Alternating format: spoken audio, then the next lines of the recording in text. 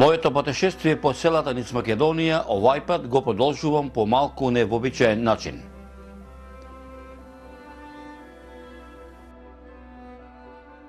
Да, навистина по невообичаен начин. Но исто ни селата, но кај нашинците, македонците кои живеат во областа Гора, во делот кој припаѓа на Република Косово. Дојдов да ги посетам нашинците во овој крај кои живеат од памтивека во 19 села.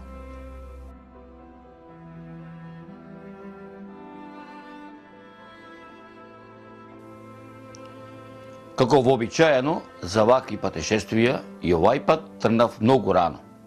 Многу рано. Во утринските часови. Во зорите. Уште зора не зазорила, како што вели народот. Пред изгреј сонце. Може би се прашувате зошто толку рано. Затоа што треба многу пат да поминиме.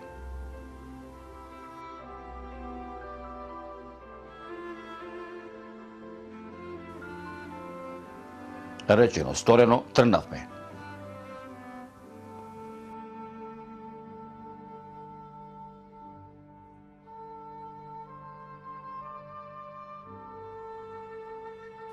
Напад заедно со мене беа Исмел Бојда и Јаце Димовски, представници од Сојузот на македонците со исламска религија.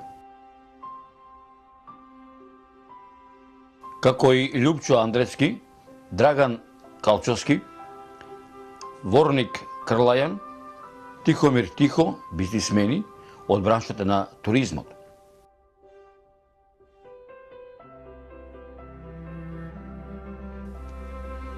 Откако се пребројавме, што се вели, тргнавме кон нашинците во Гора, преку граничниот премин Блаце.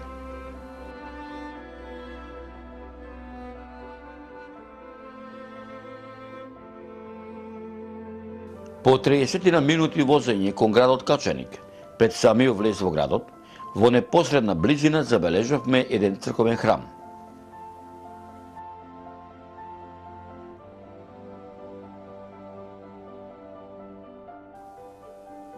На предлог на мојот пријател Бојда, застанавме, поодблизи да го видиме.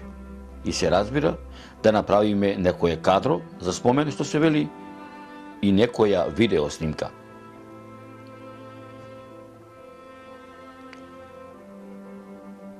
Пријатно бев изненаден од овој средновековен храм кој е возобновен во 1930 година. А негов патрон е пророкот Свети Илија.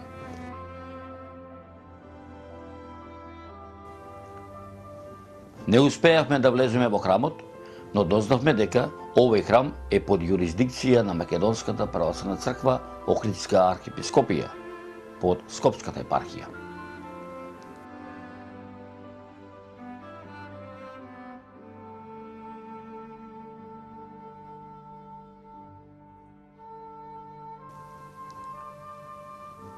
По краткиот престој го продолживме патот во правец кон градот Призрен, кој водеше по долините на реките Лепенец и Неродинка.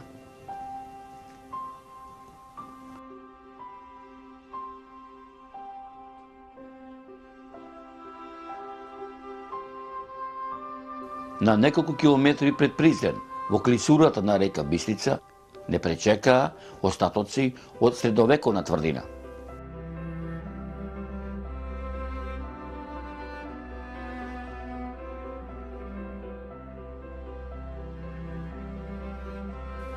И овде застанавме да ја видиме.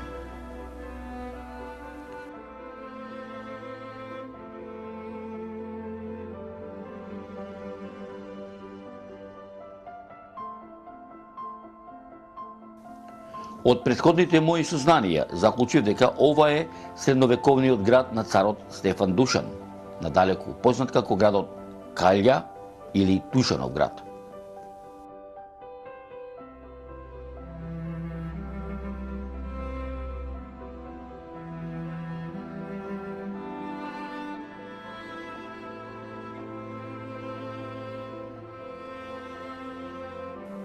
Оваа средновековна тврдина била подигната за време на византиското владење на овие простори, а дограден во 1332 година од царот Душан.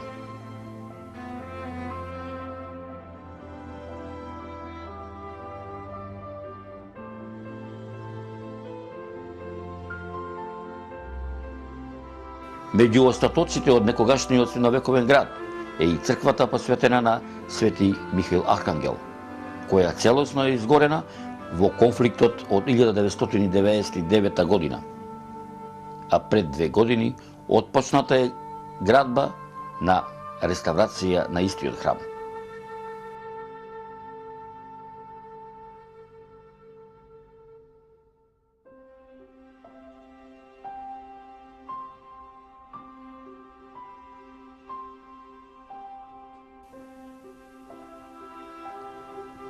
Како дел од историјата на овој средновековен град е и вечното почивалиште на царот Душан, кој е и ктитор на црквата Свети Архангел Михаил.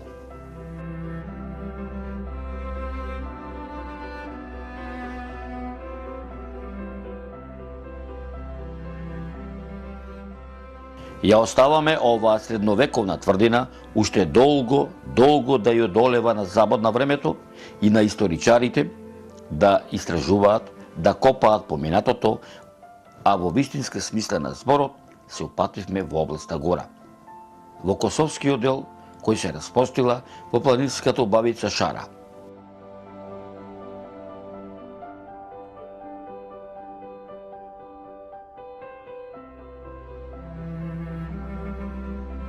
Како букет цвеќиња, расцветани по Шара, заскриени во колоритната убавина на оваа планинска убавица, во пресред ни доаѓа 19 села во кои живеат нашинците, македонците, да, македонците со исламска религија од дедо, од прадедо. Бајчка, Враниште, Глобочица, Горна Рапча, Горни Крстец, Дикинце, Долна Рапча, Долни Крстец, Драгош, Зли Поток, Крушево, Кукљане, Лешане, Љубовиште, Милиќе, Орќуша, Радоша, Брод и Растелица. Кој од кој поубави? Со современа европска архитектура, со европски трг на живот. На овие простори, во Косовскиот дел на Гора, според некои пишени документи, живеат околу 30.000 македонци, додека во светот ги има над 150.000 со исламска религија.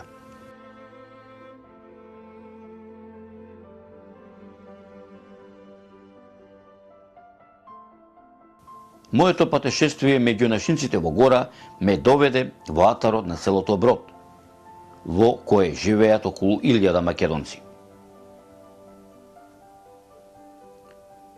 Е местото викано Аршена, од селото далечено околу 3 километри. Прекрасна гледка, недопрена природа, рај за душа, рај за очи.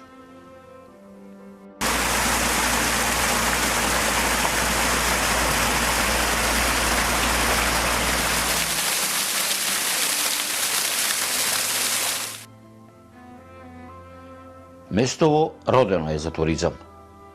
Од секаков вид, планински, зимски, летен, алтернативен, екотуризам, Како милувате, така наречете го.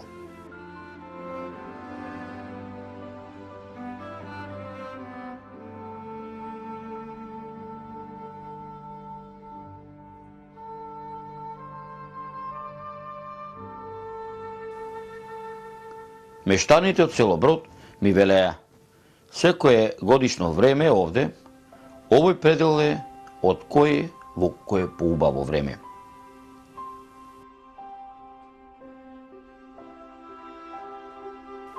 По краткиот престој во атарот на ова село, на селото Брод, се упативме во правец на село Растелица. Но од Растелица до косовско-македонската граница, во должина од 50 километри, води неасфалтиран макадамски планински пат.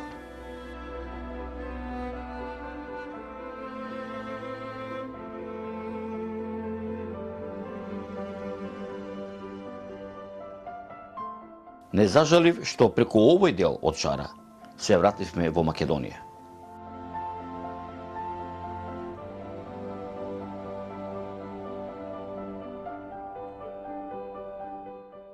Вакво доживување нема можеби да имам прилика да го имам.